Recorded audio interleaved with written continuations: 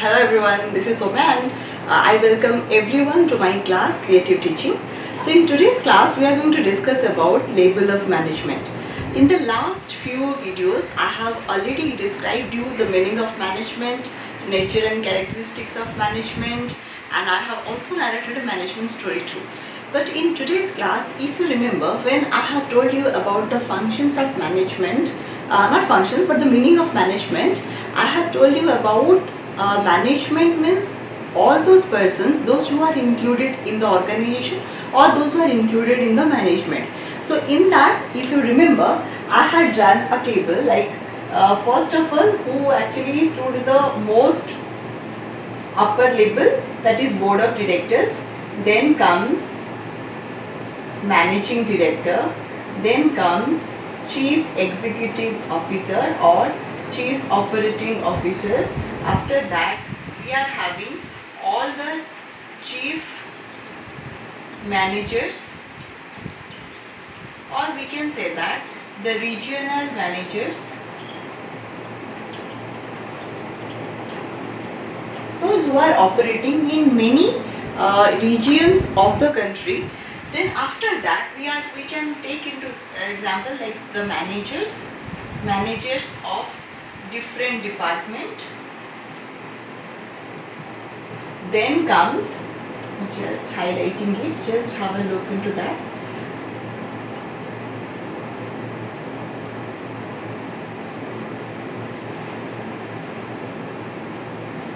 Then deputy managers, or you can say that the assistant managers before them.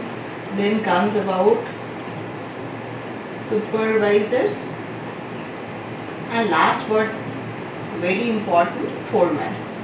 So this is the management hierarchy I have told when I was actually telling you the or describing the meaning of management, and I have divided that meaning in three different categories. First, in management includes all the men. Then second one, management is what a manager does, the process of or functions of management, and the third one is management means the discipline or entire discipline, or management can be regarded as an art or as well as a science. Right? So in today's class, since we are going to discuss about this label of management, first of all we need to know about why we need to discuss about the labels and what is the importance of the labels in the organization. Suppose I will ask you a question that if everyone is included in the management, are all those persons perform the similar kind of work? Definitely no. If we will say that the work that is being done by board of directors is definitely different from the work that is being done by managers of different departments of the organization. Those work that is being done by supervisors or foremen, that is also different. So whenever we are taking into consideration all those type of men, then we have to think about the hierarchy. Hierarchy means the arrangement of the persons on the basis of their duties, on the basis of their designation in the organization. So label means what? It is an orderly arrangement of persons in an organization. Right? So when we are going to discuss about it, first of all we have to focus on why we need to discuss, because in total management or whenever we are talking about the management, we have to divide the management according to the hierarchy. Like in the uppermost level we can take into consideration the topmost management, then the middle level management and the lower level management. Then the question comes, what are the roles and responsibilities of every level of management and how to make a differentiation in each and every level. Right? So here we have divided the management in basically two broader levels. One is known as administrative management, another is known as operative management. As the name suggests, administrative management. Here we are only thinking about, or here all the functions are coming from our, we can take into consideration the planning comes under this. So we are taking thinking function into this category. That means administrative management always performs this thinking function. Then operative management, as the name suggests, is on operation part or operational part. Then it performs the doing function. That means if administrative function plans, operative function tries to implement that plan. Fine. So all this thinking function is been determined or is been divided into policy determination, where they are formulating policies, determining the policies, they are actually going for judging the cause and effect. Then they are planning the production process as per the policy that is been determined, and after that they are fixing the standards. Standard means what?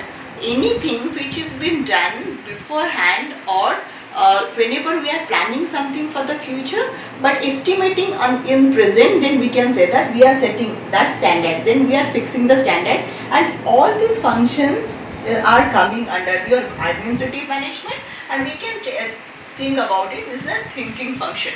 Then comes operative function, where we have to go for using the various factors of production. In the nature and characteristic video, I have told you about various factors of production. Here we are taking into 5 factors of your production, like men, material, machinery, method, and last but the important one, money. Fine. So all these functions plays an important role. So we are actually thinking about how to perform this operative or operative management function by using these various factors. Then comes about implementation of policies.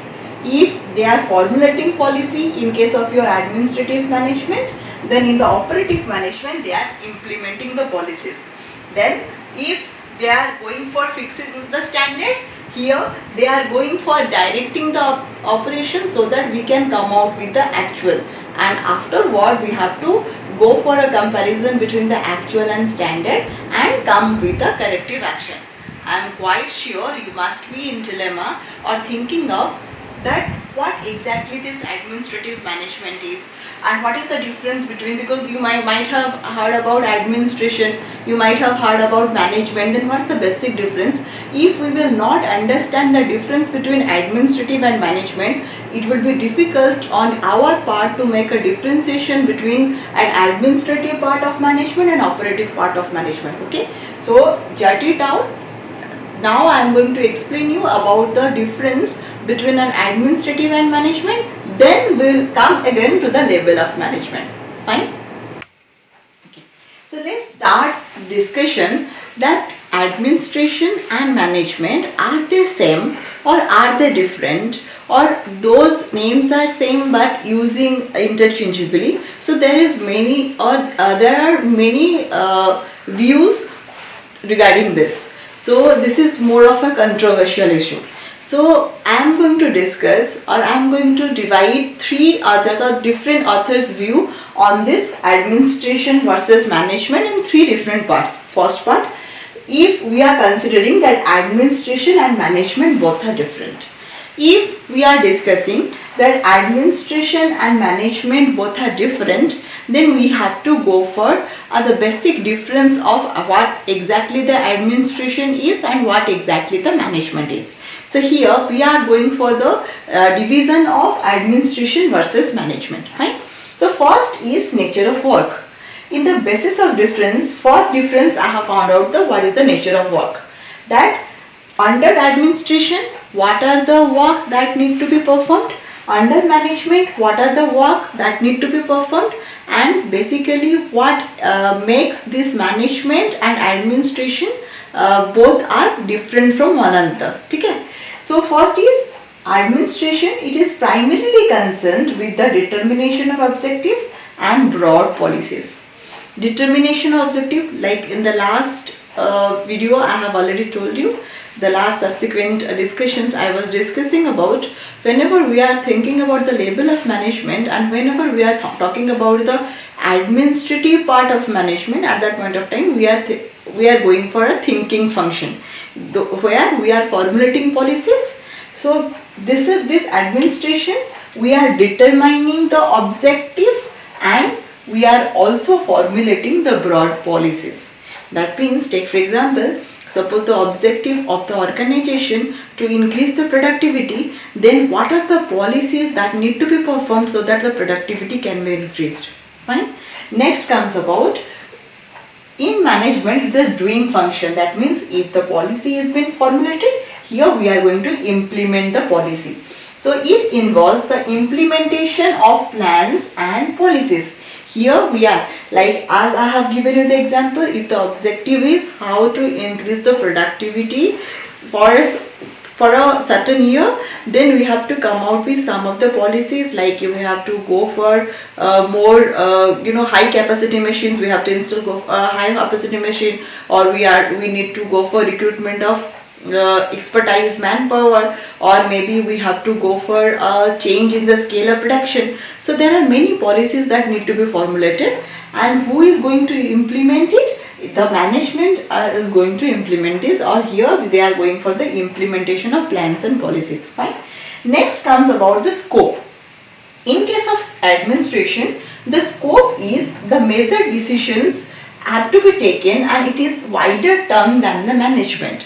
That means if we will say that this is administration, I am writing in a short form, then we can say that this is management. That means administration is always a broader term than management. Right? Next comes about, in case of management, it takes the decision within the framework of administration. Those formulators, those who are coming with the formulation of policies, whatever policies they are going to be formulated, or that whatever the policies they are going to tell, then the implementation part is actually with the management persons, or the policy or the framework of the administrative policies should be implemented through this management. Fine. Next comes about label of authority.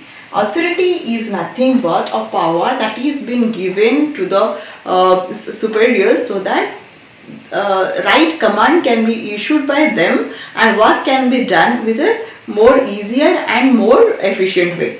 So when we are talking about authority in a top level management, in case of administrative, the authority is rest or is totally independent with the top level management.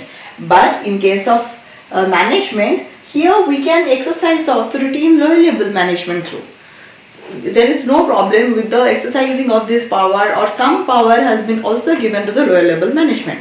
Then comes about the status. It consists of the owners of an enterprise. If we will talk about this administration, we can say that they are the topmost level of the organization, and we can consider them the owner of the organization or the shareholders.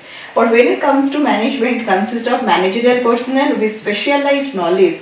Always remember, the major difference between administration and management is what? In case of administration, if at all you are not having the requisite management degree also is okay.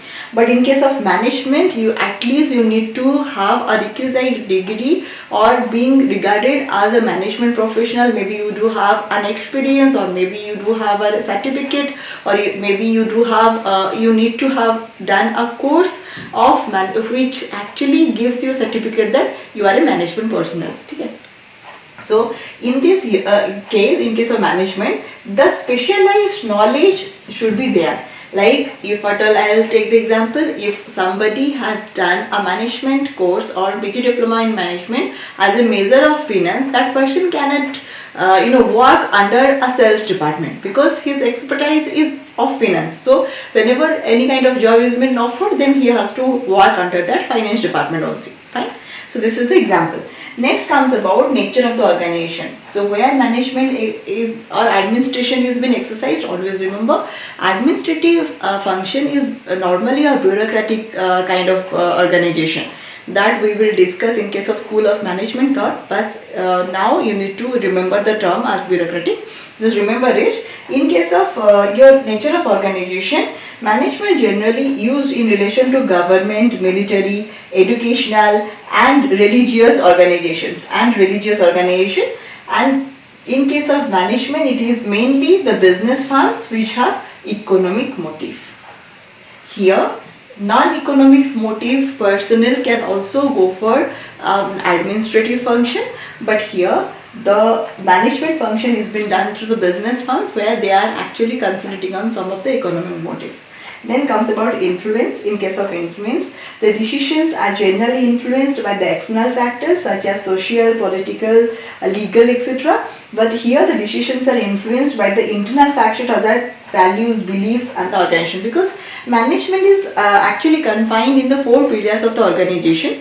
But when we are talking about administration, its importance and impact is more of a broader and in wider. Okay. So here what exactly the authors, those who are telling that administration and management both are different, so this is the basis of difference, and I have differentiated your administration and management. Okay.